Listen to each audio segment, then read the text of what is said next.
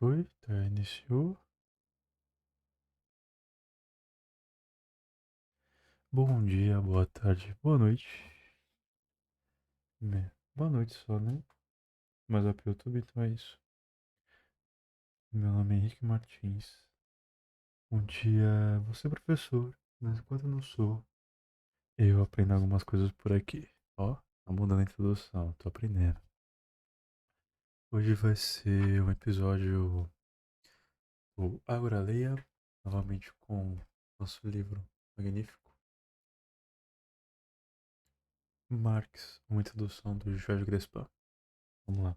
A gente tinha parado na página 37. Eu olhei aqui no vídeo, não tem memória tão boa assim. Tem meu paninho de malandro aqui, marcador. E vamos para o quê? Deixa eu só trocar o ouvido aqui, senão fica raspando no microfone, fone. Isso, vem pra cá. Você pode deixar solto, foda-se. Vamos lá. Voltando para a leitura de Marx. Uma introdução.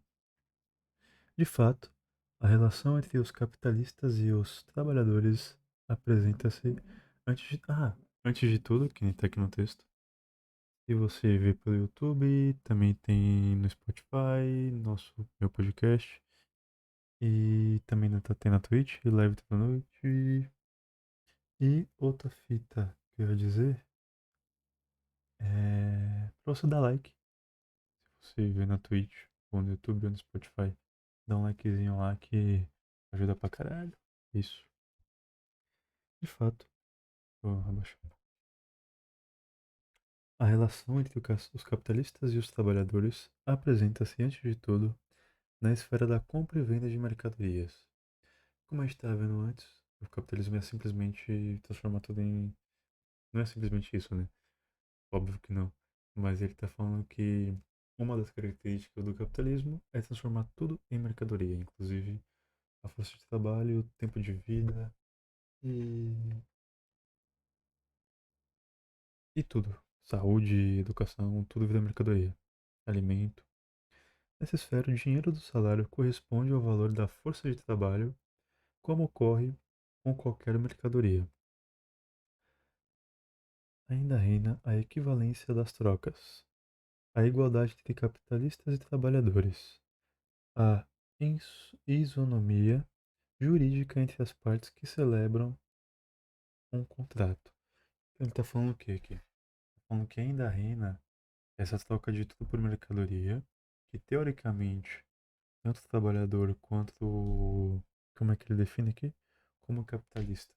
Teoricamente fazem um contrato onde os dois, teoricamente, entram em acordo e os dois, teoricamente, têm o mesmo peso jurídico. A gente sabe que não acontece.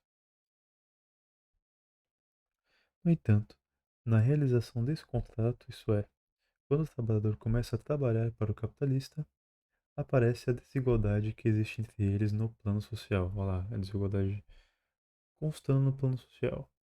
Que é o quê? No mundo, na vida, na materialidade, na sociedade.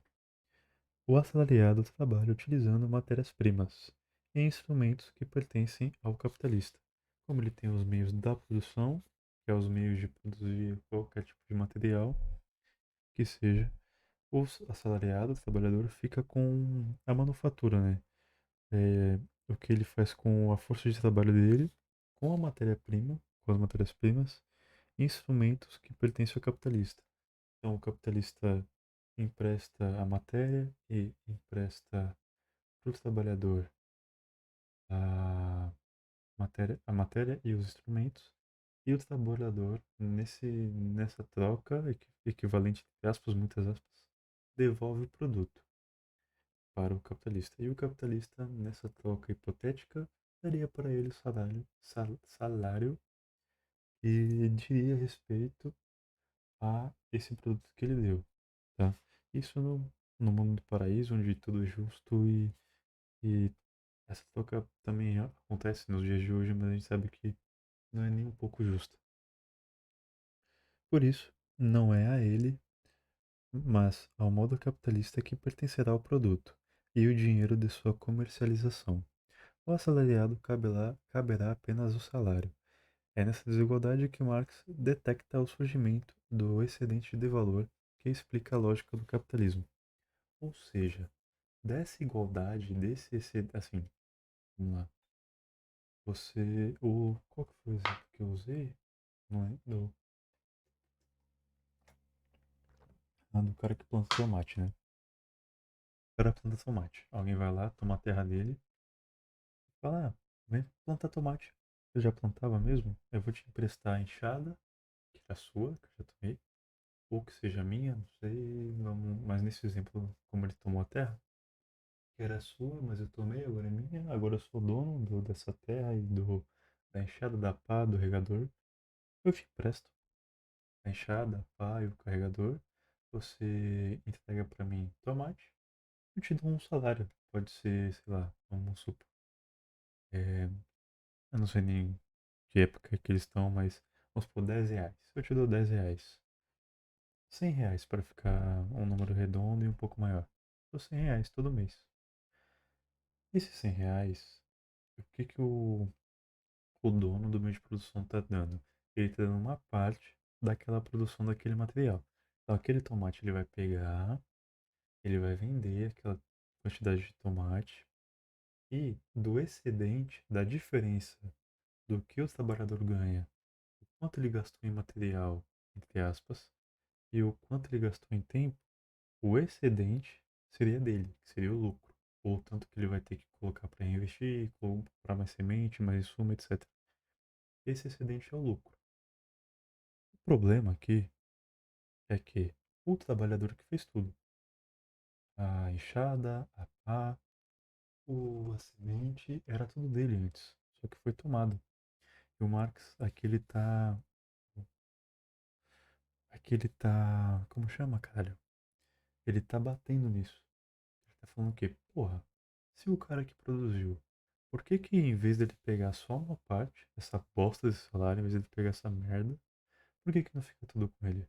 Já que ele que plantou, ele que regou, ele que ficou lá no sol, ele que suou, e além disso, já era dele no meio da produção, foi tomado. O valor correspondente às mercadorias que a força de trabalho deve consumir para repor seu dispêndio de energia físico-mental e, peraí, assim, continuar trabalhando e gerando filhos que trabalharão no futuro. Ou seja, o salário é simplesmente só para o cara viver, se alimentar, ter filho, trabalhar também e manter a roda girando. Esse valor, que se expressa no salário, é totalmente distinto do valor das mercadorias que o trabalhador produz para o capitalista vender. A força de trabalho e seu produto são duas coisas diferentes e, assim, seu valor também é diferente. Se o valor do produto for maior que o da força do trabalho, por exemplo, a diferença entre eles representa um ganho para o capitalista, chamada por Marx de mais valor. Ou seja, se o que o é conseguido com o produto, vamos lá, se o tomate, quando o dono vende, ele ganha mais do que foi gasto, esse excedente é chamado de mais valor ou mais-valia, tá? Se for menor, o capitalista tem prejuízo, porque ele está gastando, vamos ver. A gente chama de pagando para trabalhar, mas ele não trabalha. Ele está pagando para o outro trabalhar e não está recebendo nada, basicamente. Está tendo prejuízo, né? Tomou prejuízo. Não, não contratará mão de obra e não produzirá. Na prática da produção capitalista, ou seja, olha isso aqui é interessante. Se for menor, o capitalista tem prejuízo, não contratará mão de obra e não produzirá. Ou seja, esse merda, se ele não conseguir explorar alguém, ele simplesmente não consegue meter a mão dele e fazer. Ele só não produz mais tomate. Ele vai procurar outro trouxa para explorar. Na praia, ou então mesmo trouxa, só que em materiais diferentes, cara, decide plantar banana. Enfim. Na prática de produção capitalista, o cálculo dessa diferença entre os dois valores ocorre em uma unidade de tempo, por exemplo, uma jornada de trabalho. É fácil verificar que, depois de algumas horas, os trabalhadores produzem uma quantidade de mercadorias cujo valor, se elas já fossem vendidas pelo capitalista, cobriria o pagamento dos salários. Ou seja, vamos lá. Partindo daquele pressuposto lá do início, tudo vira mercadoria. O cara toma os meios da produção, de quem já produzia, ele contrata essas mesmas pessoas em um comum acordo, entre aspas, e essas pessoas começam a produzir. E só existe toda essa,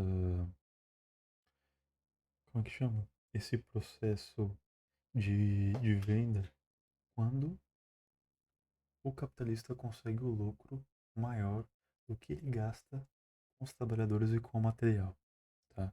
Só aí que vai existir essa, essa, essa relação. Só que, pelo menos até aqui, né? A gente sabe que isso existe, enfim. Os donos podem diminuir o preço para ganhar mercado e depois aumentar o preço de novo. Pode acontecer de ter cartel. Então tem um monte de nuances aí, mas até agora é isso que a gente tem aqui no livro. Já que para ter lucro, esse cara ele tem que explorar o outro, é... como é que é? Onde eu parei? Puta, perdi o fio da meada, cara. Cujo valor, se elas já fosse. Ah, tá.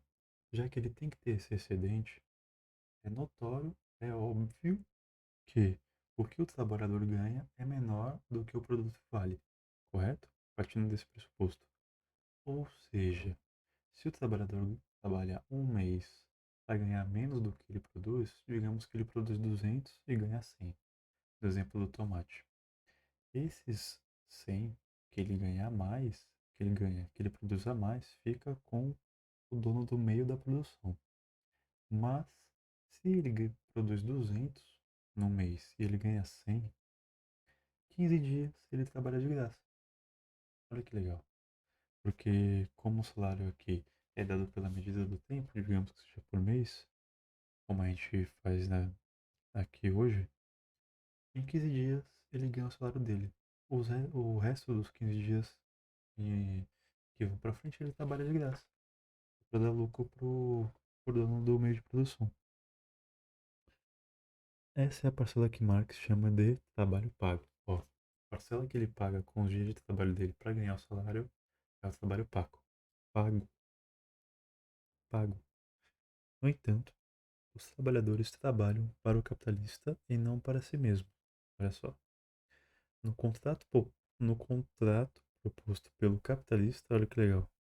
Eles devem trabalhar por uma jornada mais longa do que aquela suficiente para criar o equivalente aos seus salários. O valor que, o valor que eles produzem nessa segunda etapa é o que corresponde ao mais valor, ou como diz Marx, o trabalho não pago. O trabalho de graça, né? Que é legal, né? O cara simplesmente te explora e é isso. Seja feliz. Embora surja da exploração da força de trabalho, o mais-valor não implica necessariamente que os trabalhadores sejam subremunerados em sentido estrito. Na palavra de Marx, a circunstância na qual a manutenção diária da força de trabalho custa apenas meia jornada de trabalho, embora a força de trabalho possa atuar por uma jornada inteira. É certamente uma grande vantagem para o comprador, mas de modo algum uma injustiça para com o vendedor.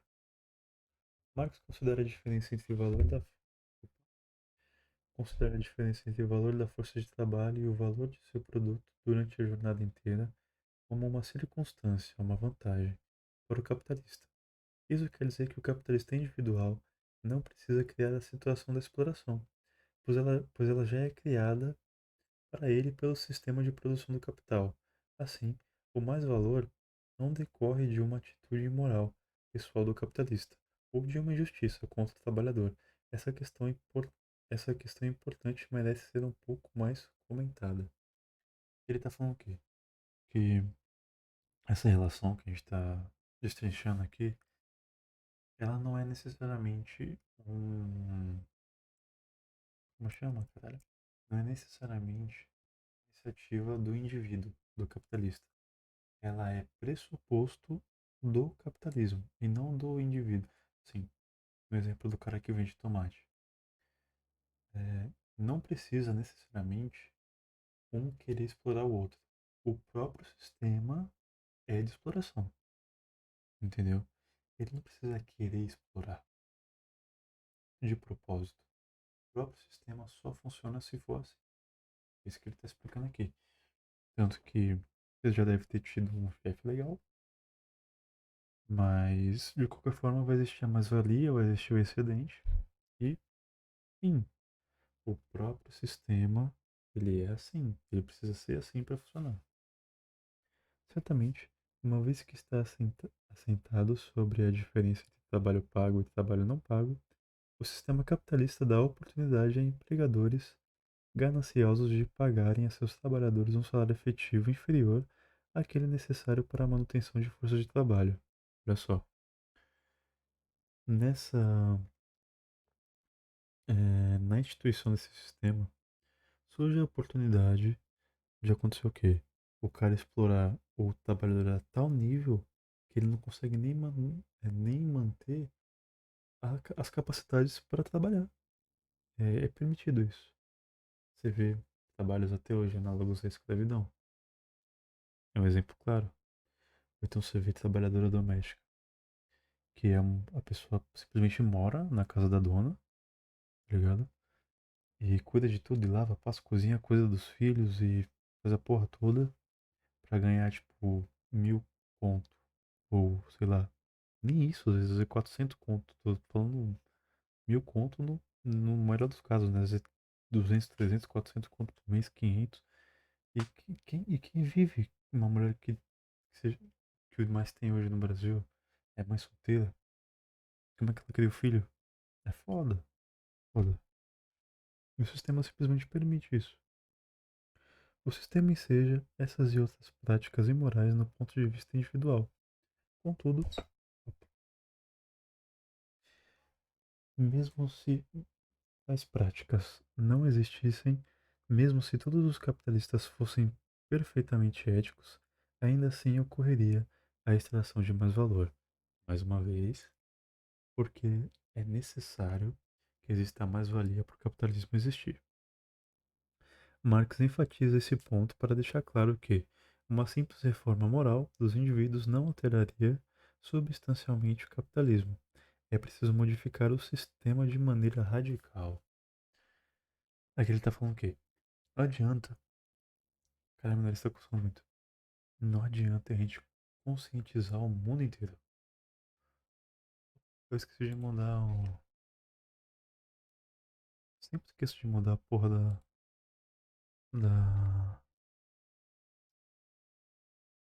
lei Marx. Opa, uma introdução.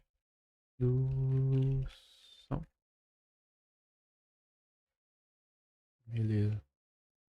Voltando. A gente poderia converter todos os donos dos meios de produção, todos os burgueses, os capitalistas, como ele está falando aqui, a ser pessoas éticas do bem, maravilhosas e querendo o bem de tudo. Mas o sistema, ele pressupõe que exista exploração. Porque senão não tem lucro. E sem lucro você não reinveste, sem lucro você não. Como chama, cara? Não reinveste, você não expande. Sem lucro você é destrinchado, destruído. Então o próprio sistema pressupõe que exista lucro e o lucro é mais-valia. Então, dependente do dono do meio de produção ser do bem, e não adianta nada, o próprio sistema ia obrigá-lo a explorar o trabalhador. Por isso, ele fala que é preciso modificar o sistema de maneira radical, na raiz, criar outro sistema de produção. E, e a mudança em questão tende a eliminar a possibilidade sistemática ou possibilidade sistêmica de obtenção de mais valor, tende a alterar a própria finalidade de produção capitalista. ela não seria mais aquele vender para comprar, vender para, carai, vender para comprar, característico da forma social mercantil simples, e sim o comprar para vender.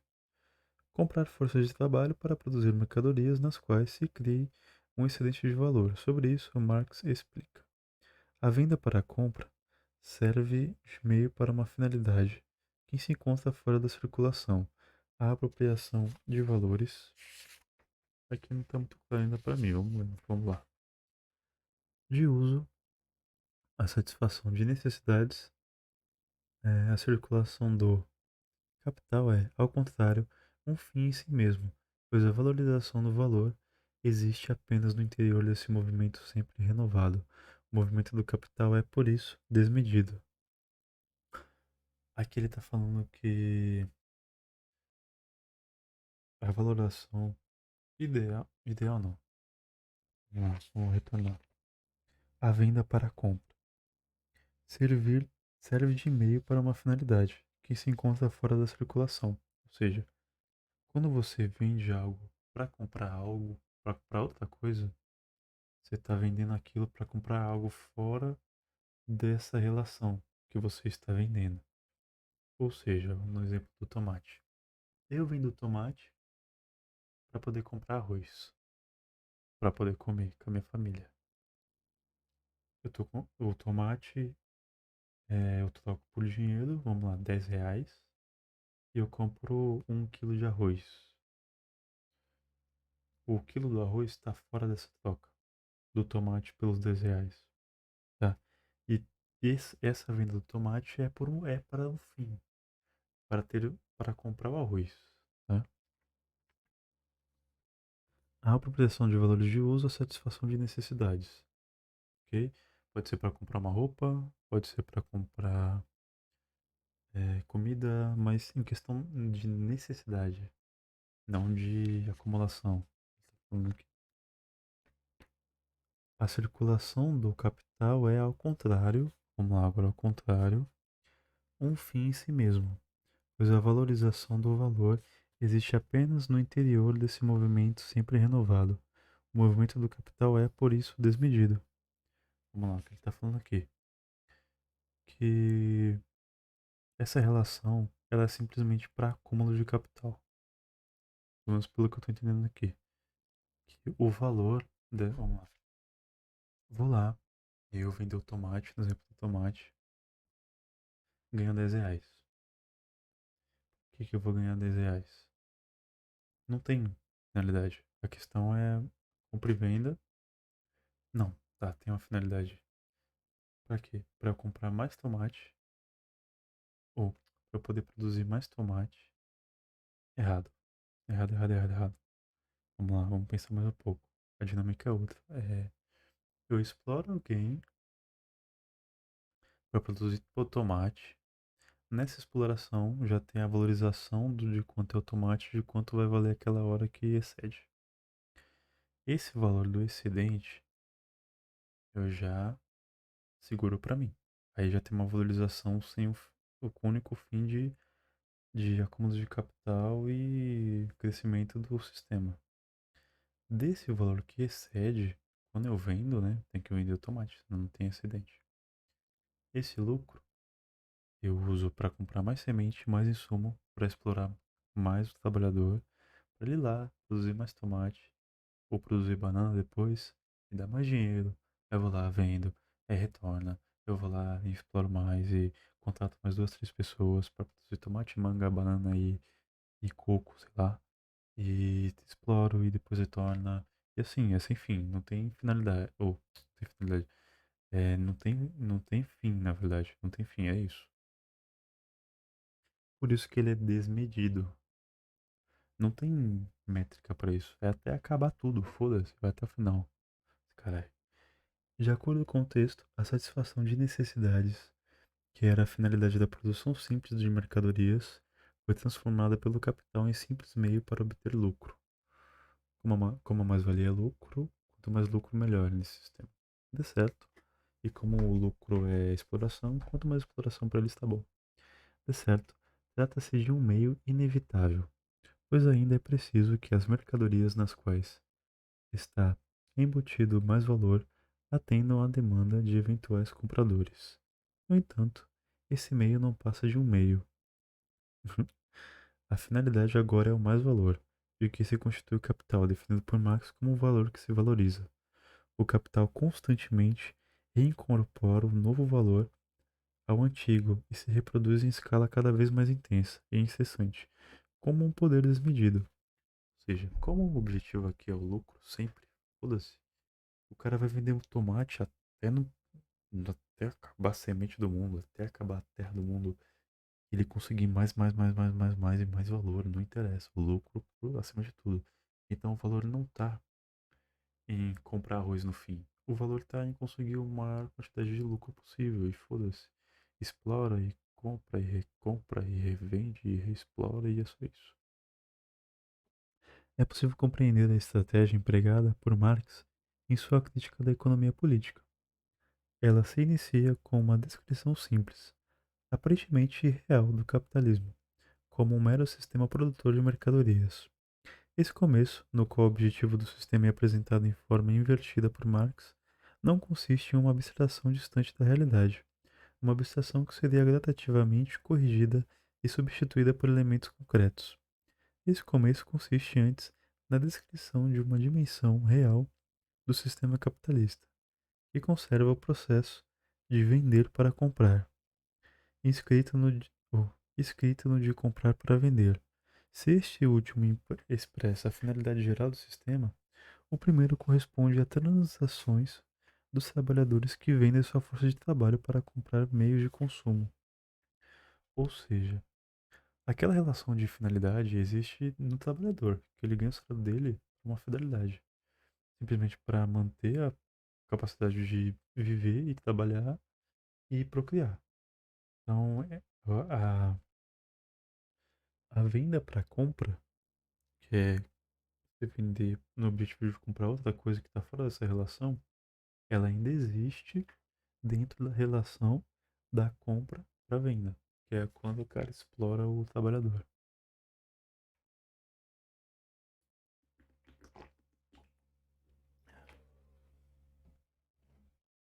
Ambos os processos descrevem a realidade, no entanto, eles a fazem de maneira diferente. A intenção crítica da exposição de Marx fica clara na relação que ele estabelece entre as duas finalidades. A existência do processo vender para comprar não é uma ilusão. A esfera na qual reina uma igualdade jurídica entre a força de trabalho e o capital pode muito bem ocorrer na sociedade burguesa. Opa, isso aqui é interessante. Sem que o capital deixe de extrair mais valor da força de trabalho. Ou seja, eles podem ter igualdade jurídica num- numa sociedade burguesa, mas o capital ele não vai daí deixar de extrair esse lucro.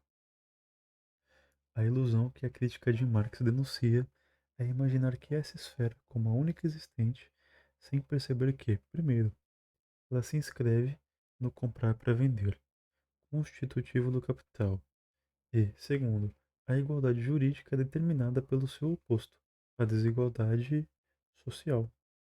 No terreno dessa desigualdade estabelece-se a oposição mais profunda entre capital e força de trabalho, da qual a oposição entre valor e valor de uso, dinheiro e mercadoria, etc., são meras formas de realização.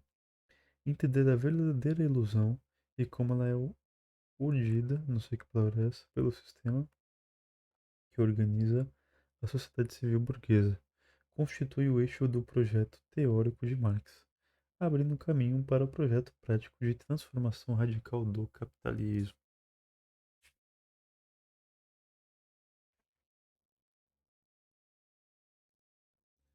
Mano, meu nariz tá coçando muito.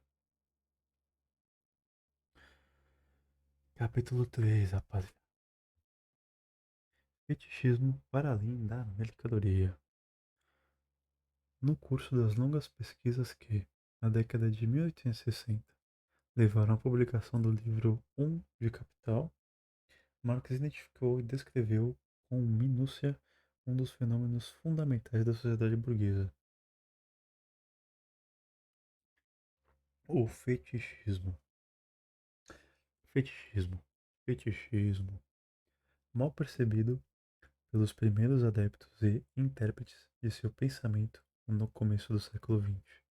Mesmo depois desse fenômeno, é, muitas vezes é reduzido apenas àquilo que se tornou conhecido como fetichismo da mercadoria. Contudo, o fetichismo, para além da mercadoria, diz respeito a formas sociais de maior complexidade. Bom, eu não sabia que existia fetichismo fora de mercadoria. Isso é novo. É, como o dinheiro e o capital. Marx formulou o conceito de fetichismo em sentido amplo, para explicar e, ao mesmo tempo, desmascarar os mecanismos mistificadores do mundo organizado pelo valor que se valoriza.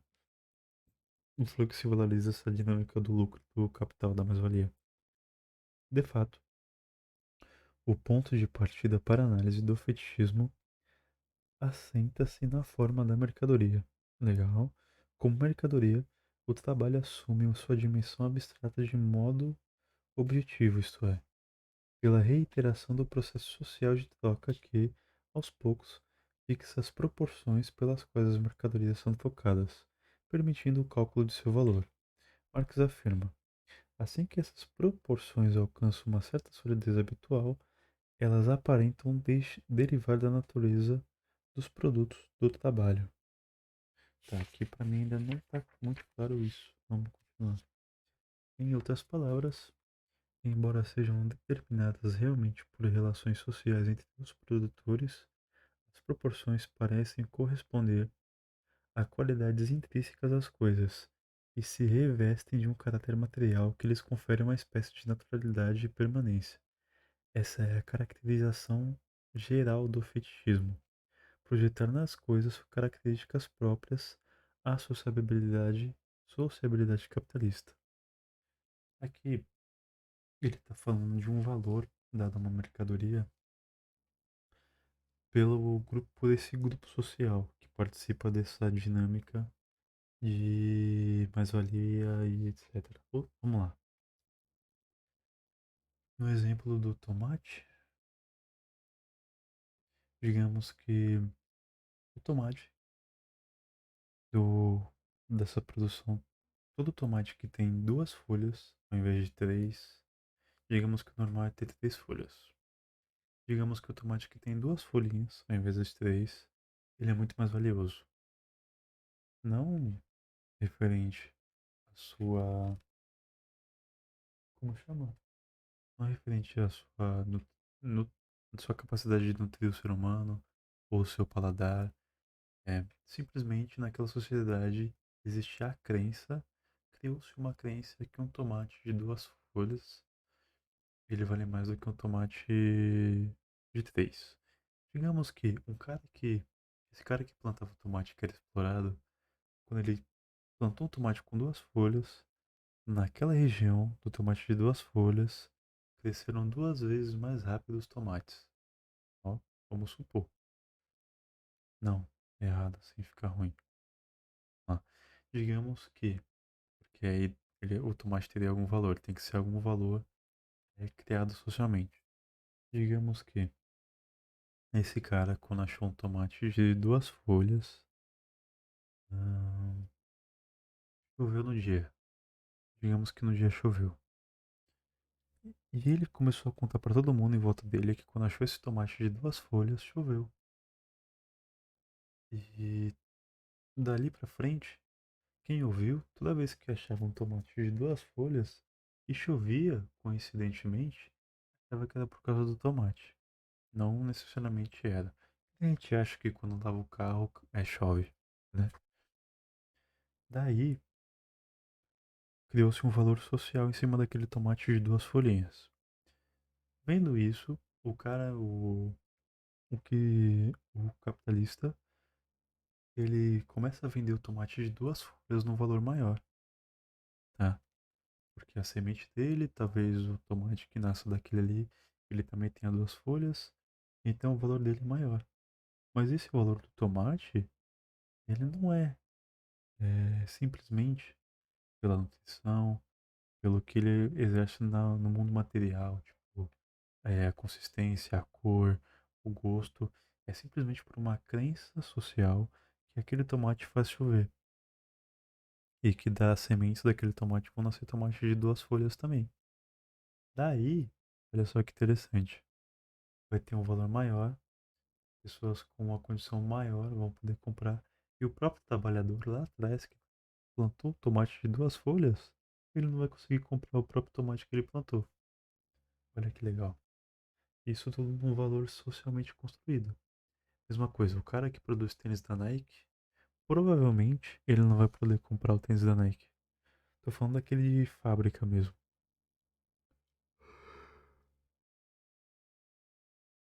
Será que ficou claro isso aqui que eu falei? Espero que sim. Mas ficou, não sei se eu me alonguei muito. Enfim, conforme examinado no capítulo anterior, Marx descreveu a forma mais simples dessa sociabilidade pela simultânea independência e dependência dos produtores de mercadorias, ainda proprietários de seus meios de produção, de modo autônomo dos demais. Cada um deles decide o que, o quanto e como produzirá, afirmando o caráter privado de seu trabalho na esfera da produção.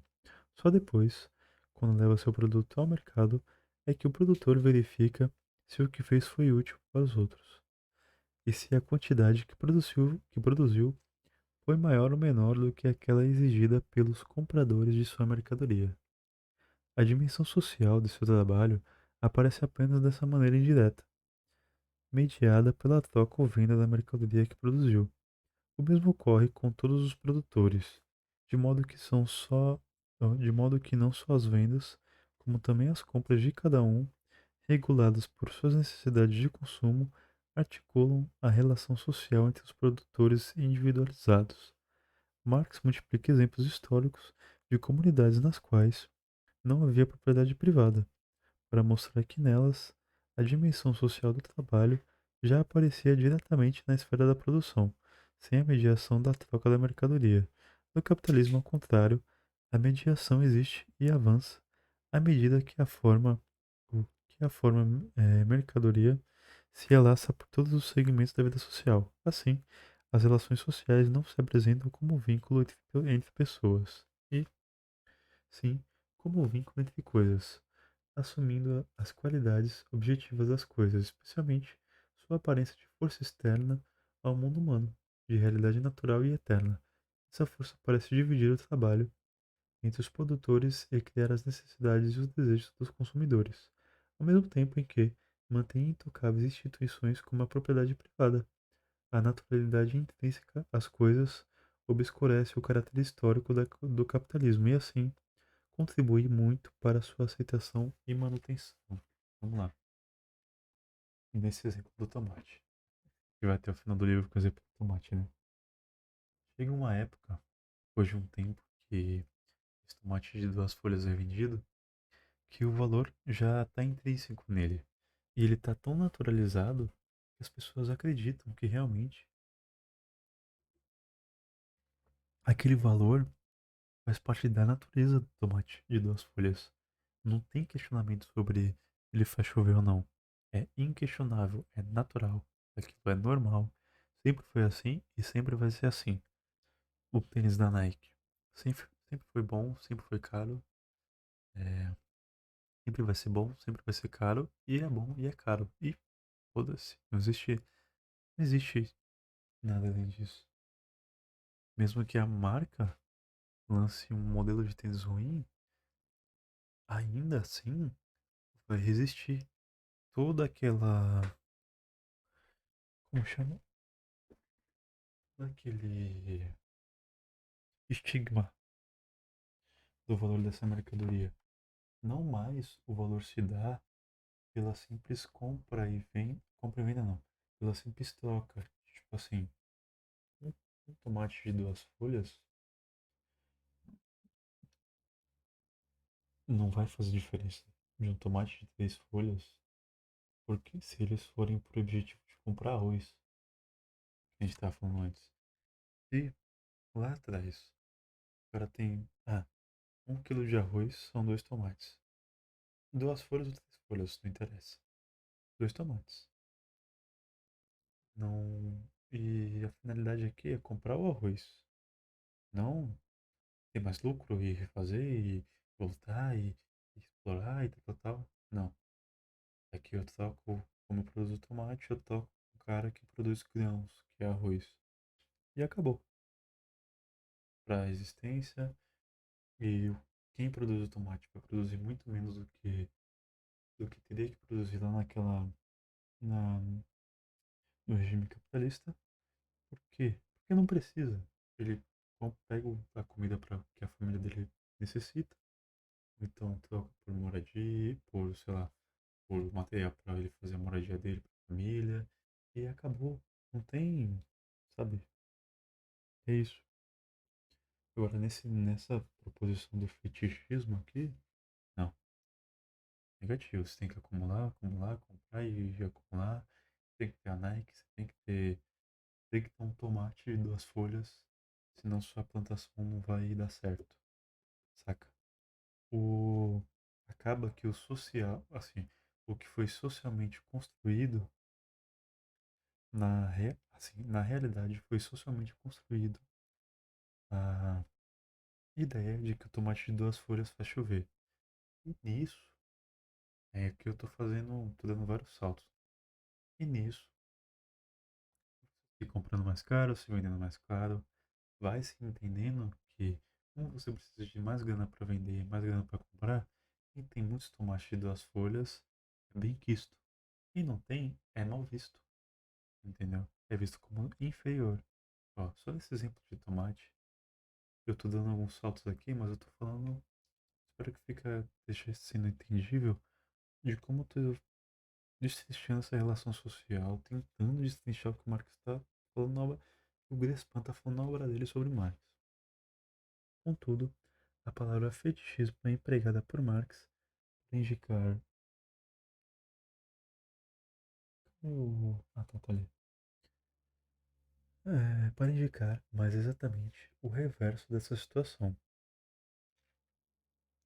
Não só as relações entre as pessoas adquirem atributos objetivos, mas também as coisas passam a se revestir de qualidades subjetivas. Fetiche vem de feitiço e designa algo enfeitiçado, algo inanimado que se move como se estivesse vivo e ao qual se atribui um poder misterioso. Ao usar esse termo, Marx não quer dizer que as mercadorias podem ir ao mercado por conta própria, e sim que o padrão pelo qual elas são trocadas é, aparentemente, seu valor de uso, suas qualidades materiais inerentes. É como se essa materialidade presidisse as relações de troca sociais, como se o valor da troca fosse determinado pelo valor de uso e não pela sociabilidade do trabalho. Por isso, enquanto as relações humanas se coisificarem, as relações entre as coisas adquirem subjetividade e expressões como o mercado está nervoso ou está calmo tornam-se lugar comum nos meios de comunicação. O que ele está falando aqui?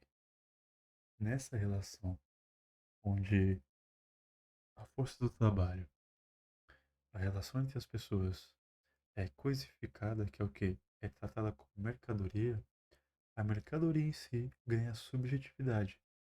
A mercadoria ganha um estigma que eu estava falando. A mercadoria, o tomate de 2 folhas, não é só mais um tomate de 2 folhas. Ele é um tomate que faz chover, que pessoas ricas têm, que pessoas pobres não têm.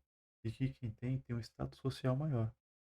Então, à medida que as coisas vão ganhando esse ar subjetivo, esse ar de qualidades que não são materiais, materiais não, porque assim, como pode dizer, não são naturais, são criadas no momento histórico de um grupo social, à medida que isso vai se estabelecendo, o fetiche em torno desse material se torna mais naturalizado.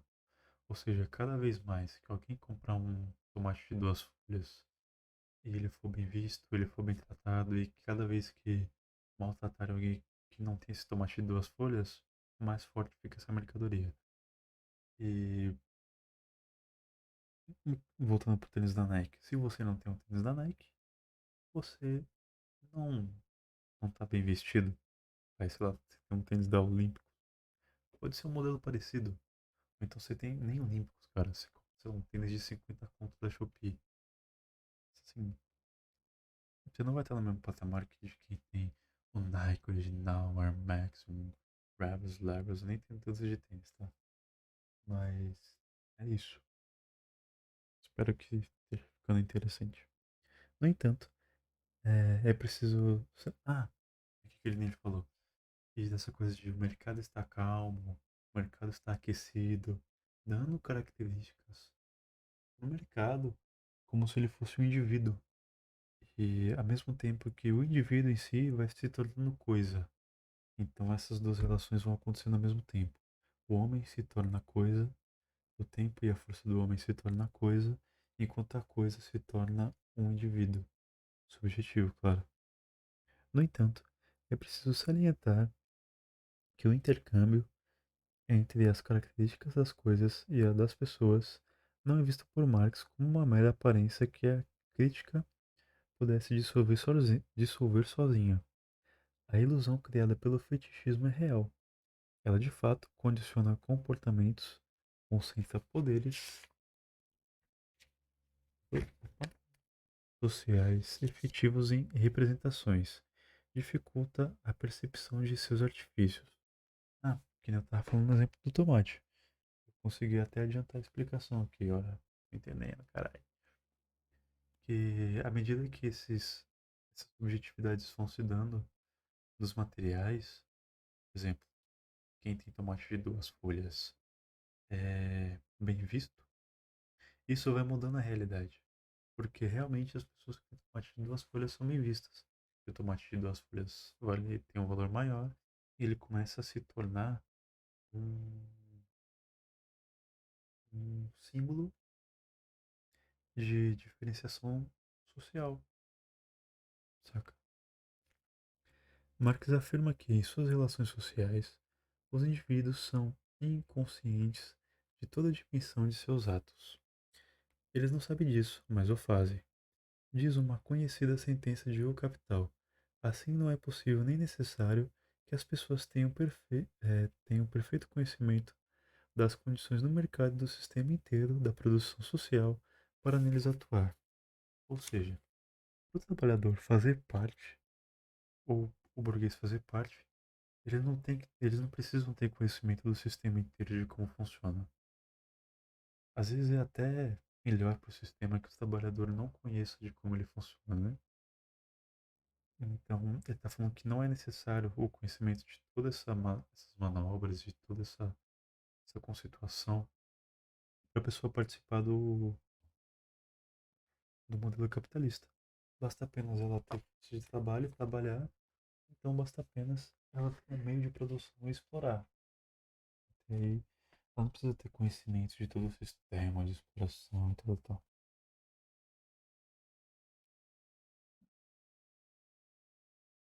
E onde eu parei? Aqui. O sistema é constituído para além da adesão consciente das estratégias racionais de cada produtor ou consumidor justamente porque projeta suas características historicamente determinadas no movimento natural de coisas, relegando a elas a função de organizar a vida humana. Ah, daqui a pouco eu vou finalizar, já deu 50 minutos, né? O poder realiza a ilusão fetichista. O poder realiza a ilusão fetichista. Opa, o poder que realiza a ilusão fetichista é ainda mais forte quando entra em cena não apenas como mercadoria em geral, e sim como mercadoria equivalente geral, isto é, o dinheiro. Como o dinheiro é o mediador universal das trocas, nele sintetiza-se toda a circulação de mercadorias, toda a ligação social entre os vários trabalhos privados. Marx afirma, nesse sentido, que o poder que cada indivíduo exerce sobre a atividade dos outros, ou sobre as riquezas sociais, existe nele como proprietário de valores de troca, de dinheiro, mais do que como produtor de mercadorias. E arremata seu poder social, assim como seu nexo com a sociedade e o indivíduo, traz consigo no bolso. Pelo simples fato de possuir dinheiro, o indivíduo pode comprar o que outros produziram, ou pode contratar alguém para trabalhar em seu lugar. Nesse caso, o fetiche consiste na transposição das relações de trabalho e da troca na matéria do dinheiro. Ou seja, como o dinheiro é um. E aí, rapaziada, Marina Alcântara, salve. E Black Run, salve também. Quando você vê, parece que tô repassando, você falou aqui. É que tá ali, que o tempo passa voando. Cara, obrigado, mano. Assim, todo dia eu tô aí, todo dia que dá eu tô lendo. É a primeira obra que eu pego de, de esquerda. E tem um vídeo lá do Ian Neves, lá do. Não sei se você conhece. Lá do História.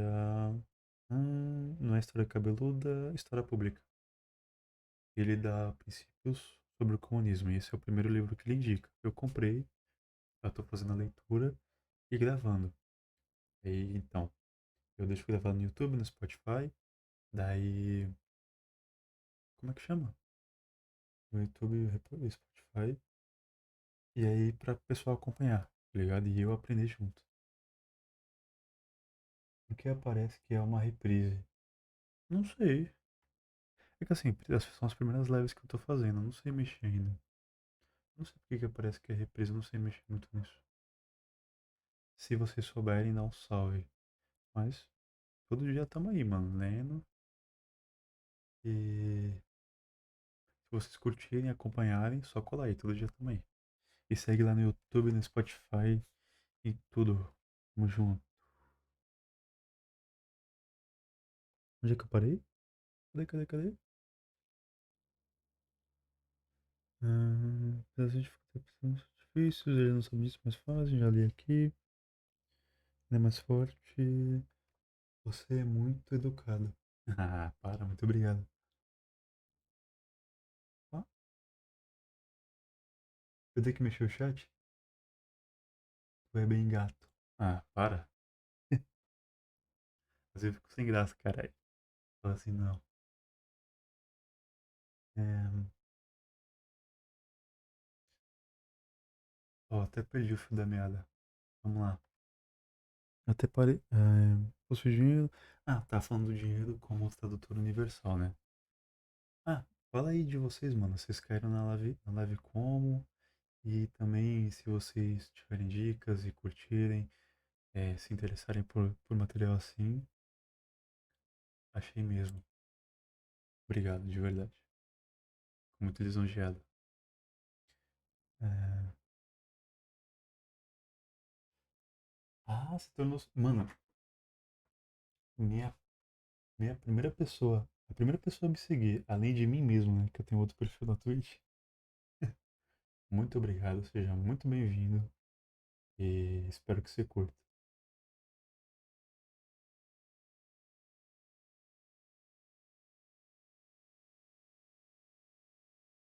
Me interessei pelo leitor. Ah, segue lá no Instagram, Henrique com H, underline MRTN. Dá um salve lá e segue no YouTube e no Spotify. E seja bem-vinda. Muito obrigado por me seguir.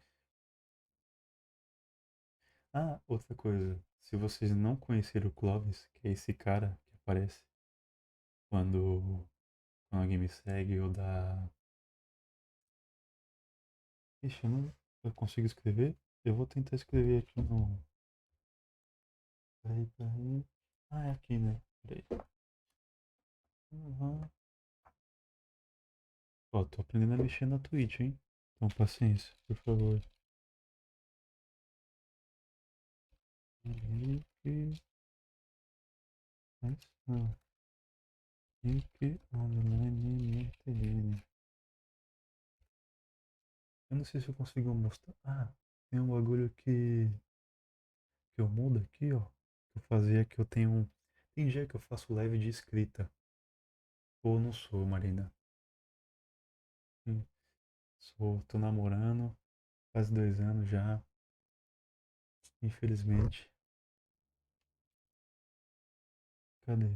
Ó, se liga. Tem isso aqui que eu consigo ver. Eu consigo mostrar o Instagram. Cadê?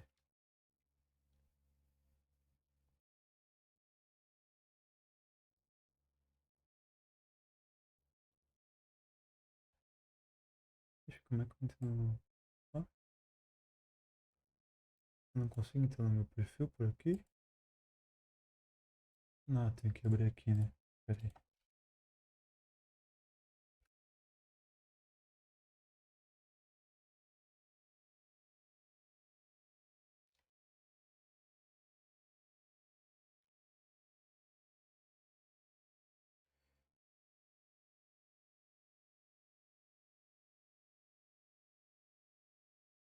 Aqui, ó, esse aqui. Esse perfil.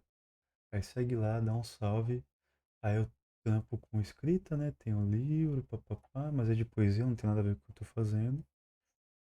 Aí você segue lá, a gente troca ideia, não dá nada não.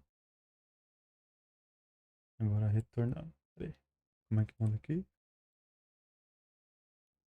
Ó. Não, não precisa se desculpar não. Pensa não. É, você faz faculdade? Faço. Mas assim, a minha faculdade é bem michuruquinha, viu? Não vou mentir. É EAD. Eu me aprofundo mais porque eu sou curioso mesmo. E eu faço filosofia. Eu tô no último ano.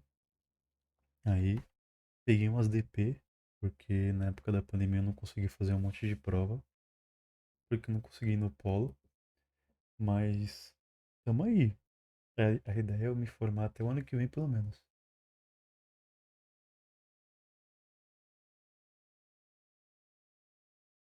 Ainda bem que eu não falei nada além disso. Ó, não tá no horário ainda. Tá cedo.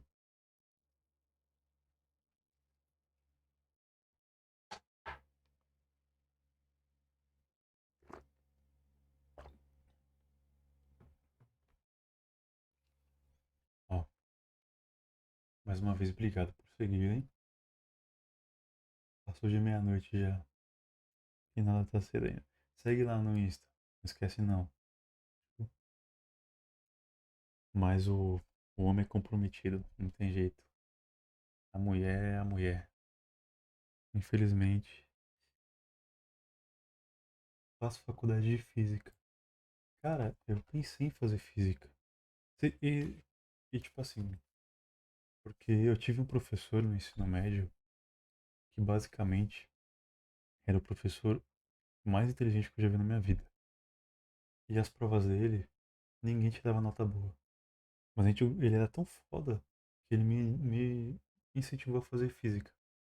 Mas aí eu conheci o Se um dia quiserem algo a três. Tá doida? Minha mulher mata eu e tu.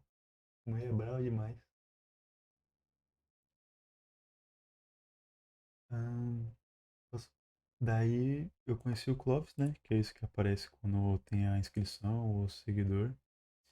Daí. Como chama? Daí eu decidi fazer filosofia por causa dele. Aí, como é que foi? Eu ainda fiz Enem, só que eu não tinha curso de filosofia para eu entrar aqui onde eu moro, que é na Baixada Santista. Daí eu entrei para psicologia. Fiz quase 3 anos de psicologia. Fiquei puto, não aguentei. Larguei e falei, vou fazer o que eu gosto, foda-se. Aí entrei na filosofia, que é o que eu tô agora. E a melhor decisão que eu tomei na minha vida, tá ligado? Porque um dia ainda pretendo voltar pra psicologia, mas, sinceramente, no momento eu quero terminar a filosofia, que é o bagulho que eu amo.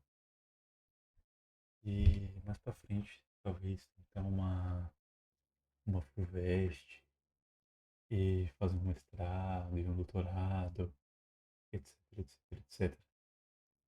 Eu sou novo ainda, né, mano? 23 anos. Então, ainda tem muita coisa pra acontecer. Mas enquanto isso, eu tô lendo uns textinhos aqui e vou ler muita obra filosófica e vou ler muita obra de comunista porque é o que precisa. Nós precisamos. A gente é trabalhador e é o que a gente precisa para se conscientizar e se organizar. Mas é isso. E como é que é a faculdade de física? Fala aí pra nós. O que você tá achando? Você tá no começo, tá no fim? Tá. Eu vou continuar a leitura enquanto isso. Eu vou acompanhando os comentários. Opa! Hum, amo física. Eu quero ser professor para ajudar os outros igual meu professor de física, que me ajudou quando eu estava triste. Ele pagou um psiquiatra pra mim. Caralho, eu tinha e tenho um problema na cabeça. Então sofro bastante bullying. Nossa, cara, que pesado. Assim, eu tive professores que salvaram a minha vida. Eu tinha tudo para me envolver em coisa errada. E graças a uma professora de português, um professor de história, a Isildinha, o Tom, são pessoas que eu vou guardar até a morte. São pessoas que me criaram, praticamente.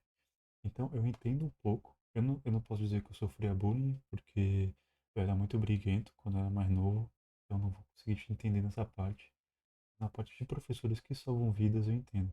Tanto que também a minha intenção é virar professor também. Então a gente vai dividir a mesma profissão em áreas diferentes. E por favor, cara, se você puder, me segue lá no Insta também. A gente troca ideia.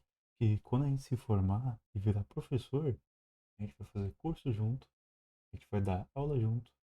E você vai me ensinar física, eu vou te ensinar filosofia. E vai ser foda. É isso.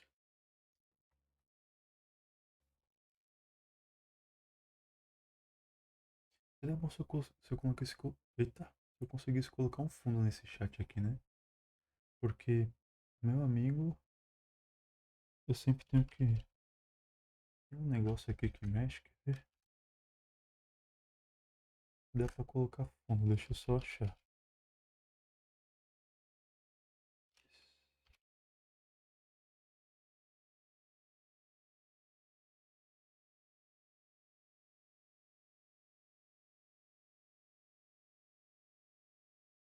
Ah, não tô lembrando. Mas eu vejo depois. Vou deixar você ler então. Não, a gente vai trocando ideia, não tem problema. A gente tem todo o tempo do mundo. Vamos lá. Pá, pá, pá. Voltando. A matéria de que é feita a mercadoria usada como dinheiro parece conferir poder a ele, quando na verdade esse poder decorre da função de equivalente geral. Ou seja, a gente tem a ilusão de que o dinheiro ele tem o poder, mas na verdade ele é só um tradutor universal dos produtos em si. Mas nessa noção do fetiche, só por esse fetiche esse poder existe no dinheiro em si. O poder fetichista do dinheiro, olá, acertei, vem de uma relação social, acertei de novo, que encontra nele forma adequada, é foda, adequada para se realizar. É importante recompor corretamente essa formulação do fetichismo do dinheiro por Marx, para entender o processo histórico pelo qual o dinheiro abandonou a forma identificada com metais preciosos, como o ouro, a prata e o cobre, e adotou a forma do papel moeda. Depois do papel moeda, o dinheiro ainda pôde evoluir para a forma de cartões magnéticos de débito e crédito, e outras mais, livrando-se do lastro em ouro e adquirindo com isso até mais poder social do que antes, em razão da universalização de seu caráter de equivalente. Ou seja, esse tradutor universal de mercadoria, quando ele passou do ouro para a prata e chegou na grana e no cartão, quando ele se tornou mais acessível, ele ganhou muito mais poder social. Por quê? Esse fetiche, ele se alastra para mais pessoas, tem uma diversidade maior e todo mundo tem que ter. Como no tradutor universal, universal, todo mundo tem que ter para sobreviver. É o morador de rua, para pensar, do morador de rua ao dono de empresa, todos eles usam dinheiro, papel, moeda. O cartão não é tão acessível, né? A não ser cartão de auxílio, que até moradores de rua tem, mas nem todos. Mas você para pensar que o dinheiro, papel, moeda, real, centavo, ele vai do mendigo ao como chama? Ao dono de empresa. Te amo, não de forma romântica. Cara, eu também te amo. Então, todas as pessoas que desejam o bem do próximo, que querem o bem, fazem o bem, todas merecem amor e eu amo todas, e é isso. E é isso, né, cara? Eu não sou religioso, mas eu creio que todo mundo merece ser amado. E ainda mais hoje em dia que, tipo assim, é cada um por si. E ainda mais, você falou, você sofre bullying, então você deve entender que uma pessoa é capaz de fazer com a outra. E a gente tem que diminuir isso de alguma forma. De alguma forma. E a forma que eu estou encontrando é espalhar conhecimento, espalhar educação e amor e me organizar. Eu estou tentando me organizar em um monte de coisa aqui na minha cidade também para fazer uns movimentos sociais. E dar amor a todos, cara. E quem tiver afim, se juntar e fazer também. Que são, como pessoas me salvaram e te salvaram, professores, eu posso salvar outras pessoas também. E você também pode ser exemplo de várias pessoas, mas entender que a gente não faz nada sozinho, tá ligado? Isso aqui que eu tô fazendo, que eu não faço sozinho. Para comprar um microfone, uma câmera, eu tive que trampar, mas o trampo eu consegui. Porque quando eu era mais novo eu tive uma estrutura, minha mãe me criou com meu padrasto. Então, entender que eu dependo deles, assim como eles dependem de mim, assim como eu dependo da sociedade que vive em volta de mim. Alguém construiu esse microfone, alguém construiu a câmera, então, tipo assim, nada se faz sozinho. Quando a gente tem noção disso, é, é muito difícil você não ter amor pelo próximo, saca? Quando a gente tira da cabeça esse individualismo idiota que a gente tem, que é criado na gente, na verdade, a gente é criado para ter isso, a gente entende que, na verdade, a vida é em conjunto. E quem é a gente se não tem o outro, tá ligado? Mas é isso, cara. Hum, espero que você tenha só o melhor da vida. Desejo tudo de bom pra ti. E me acompanha aqui. Eu sou leitora louca e todo mundo contente, não tem essa. Pá, pá, pá. Voltamos lá, Sócrates equivalente. A partir dessa concepção do dinheiro como forma que se autonomiza das relações sociais de produção que a originaram e que passa a comandá-las, Marx desenvolve a sequência cada vez mais complexa de suas funções, de simples medida de valor. O dinheiro passa a meio, passa, passa a meio para efetuar diretamente a transação de mercadorias e, depois, a meio de pagamento, forma na qual precisa se apresentar apenas virtualmente, como uma promessa de futuro reembolso do valor da mercadoria comprada. Como meio de pagamento, é possível realizar uma grande cadeia de transações, repassando a mesma promessa de reembolso de mão em mão, de modo a ampliar grandemente o poder aquisitivo do dinheiro e a aparência fetichista, de que é ele o responsável pela circulação de uma enorme massa de mercadorias. Ou seja, é, você tem matéria favorita? Cara, eu tenho. Deixa eu só falar esse ponto aqui, eu já te respondo. Aqui ele tá falando do quê? Tá falando que, vamos lá, voltando. O dinheiro é altamente disseminado, papel moeda. Todos creem que esse papel moeda vale uma mercadoria e toda mercadoria é traduzida por esse papel moeda. Nessa relação, o poder desse dinheiro, que esse dinheiro tem de transmitir o valor de um objeto e o poder que o objeto tem de se traduzir em dinheiro. Quando você compra algo, a pessoa acredita que aquele tanto de papel que você está dando vale aquele objeto. Quando você vende o objeto, você acredita que o seu objeto vale aquele tanto daquela moeda em papel. O fetiche em cima do dinheiro é enorme por causa disso, por causa da força que ele tem de traduzir tanto a mercadoria em grana, quanto a grana valendo alguma mercadoria. Ou seja, como que um monte de papel compra uma casa? Vale uma casa, uma moradia. Como que um monte de papel vale um carro? Vale gasolina? E como que a gasolina, quando você vai vender no mercado, ela vale papel? Essa fé que a gente tem na grana É o fetichismo em cima desse papel moeda, saca? Então, a grande força que o dinheiro tem aqui é impressionante, se você parar pra pensar. E agora, você tem uma matéria favorita? Tenho, cara. Eu gosto muito de moral e ética. Na questão de comportamento. Como o comportamento se constitui, comportamento em sociedade, como é que é decidida a moral em certa sociedade. É nisso que eu piro. Eu não piro tanto em metafísica, em epistemologia eu curto, que é o estudo sobre a construção do conhecimento. Mas ética em si, moral, é o que eu mais curto, que é o comportamento do ser humano em sociedade, como ele se constitui, como ele é criado, o que que é o certo, o que que é errado em cada sociedade, isso eu curto. E você, na física, você curte mais? Falei. Hum, por fim, quando o dinheiro é usado para pagar o salário de trabalhadores de quem é extraído mais valor, ele se converte em forma monetária do capital. Agora, seu poder fetichista penetra na esfera da produção das mercadorias, não se contentando em presidir apenas a esfera das trocas.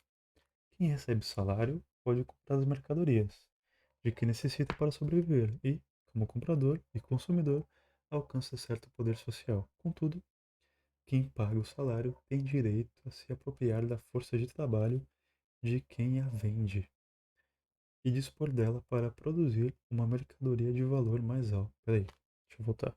Contudo, quem paga o salário tem direito a se apropriar da força de trabalho de quem a vende e dispor dela para produzir uma mercadoria de valor mais alto. Na realidade, é o capitalista que detém o verdadeiro poder social. Em suas mãos, o dinheiro representa todo o processo pelo qual a força de trabalho é contratada. Os meios de produção são comprados e a mercadoria produzida tem seu mais valor realizado ao ser vendida. O que ele está falando aqui? Falamos que o poder do dinheiro é enorme aqui. Enorme a tal ponto que ele traduz até a relação de trabalho. Ou seja, quando você trampa, o seu trampo, as suas horas de vida, elas são convertidas em papel moeda. Ou sei lá, grana num banco. Mas vamos usar papel moeda, que é físico e é mais fácil de entender. Aquilo, aquele tanto de papel moeda, seja lá, digamos que você ganha um salário mínimo, R$ 1.200. Em um mês, você ganha 1.200. Um mês da sua vida trabalhado, sei lá, 8 horas por dia, você ganha, vale R$ 1.200. Só que, quando o seu patrão te paga os 1.200, nisso aí, o que que ele está fazendo? Ele está pegando tudo aquilo que você produziu. Vamos no exemplo do tomate que eu estava usando lá no começo. Você produziu R$ 2.400 de tomate. Vamos usar o dobro, que é mais fácil. Ele te pagou 1.200. Quando ele vender esse tomate por 2.400, 1.200 fica no bolso dele, você trabalha meio mês de graça, tudo isso é convertido em dinheiro. Então essa troca fica muito mais simples. Ele simplesmente pega o tomate, transforma em dinheiro, te paga em dinheiro e assim, ele fica com excedente em dinheiro, que ele pode trocar por qualquer coisa, porque é um tradutor universal agora. Então tudo se resume a dinheiro. Deixa eu ver o que você mandou aqui. Ahn, Mano, meu pai veio aqui falar para eu dormir. Moro com meus pais porque, como eu disse, tenho um problema na cabeça. E também estudei a tarde inteira para as provas. Você vai ter. Opa! Você vai ter isso muito depois de eu mandar, mas tem um delay, porque tem um delay para chegar a mensagem. Então se cuida. Fica com Deus e falou, cara. Tenha um ótimo descanso. Eu moro com meus pais também. Sei como. Eu não sei como eles não me perturbaram aqui porque eu tô fazendo barulho. Eu não falar baixo. Mas, mano, um bom descanso. Tenha um ótimo dia amanhã, uma ótima semana. Cara, você vai ser um professor foda. E eu espero que você tenha curtido esse pedacinho que a gente ficou junto, que você retorne outros dias, quando estiver lendo e também acompanhando no YouTube, tal, tal, tal. E que você se divirta, mano. Tudo de bom pra você, muito amor na sua vida e muita paz. Manda um beijo, um abraço e fica com Deus. Tamo junto. Eu vou finalizar essa parte aqui e vou dormir também. Tô muito sono. Pá, pá, pá.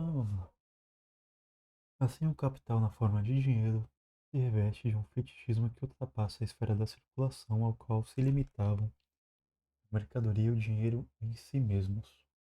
O capital tem poder fetichista, não apenas por assumir a forma de mercadoria ou de dinheiro, mas por comandar o processo de trabalho de modo a se apresentar como um elemento de produção também capaz de produzir valor.